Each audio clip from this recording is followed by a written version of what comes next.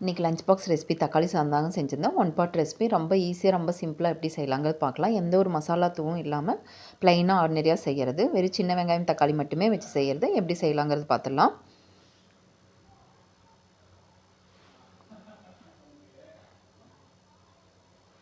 இது பாக்ஸில் போட்டு கூடவே தேங்காய் எண்ணெயோ இல்லை நெய்யோ விட்டு சாப்பிடும்போது இதோட டேஸ்ட் வந்து ரொம்ப நல்லாயிருக்கும்.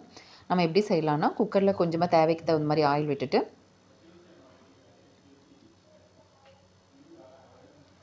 கூடவே கடுகு, சீரகம், கருவேப்பிலை ஆட் பண்ணிக்கலாங்க. கூடவே சின்ன வெங்காயம் சேர்த்துக்கலாம். கூட வரமிளகாயும் சேர்த்துக்கலாம். காரம் தேவைக்கு தகுந்த மாதிரி வரமிளகாயும் சேர்த்துக்கலாங்க. எல்லாம் நல்லா வதங்கினதுக்கப்புறம் தக்காளியும் சேர்த்துக்கலாம். தக்காளி நல்லா வதங்க விட்டுடலாம்.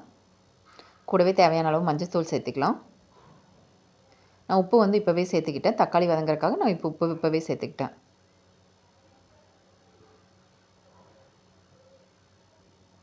எல்லாம் நல்லா வதக்கிக்கலாங்க. தக்காளி நல்லா வதங்கிருச்சு. நான் 1 டம்ளர் அரிசிக்கு 2 டம்ளர் தண்ணி சேர்த்துறேன். தண்ணி சேர்த்திட்டு அது நல்லா பாயில் ஆனதும் நம்ம அரிசி சேர்த்திடலாம் உள்ள.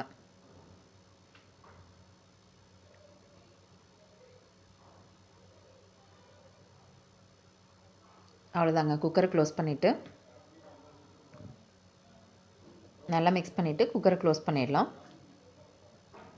2 விசில் விட்டு எடுத்தால் தக்காளி சாதம் சூப்பராக ரெடி ஆகிடுச்சுங்க. Bye, see you on next video.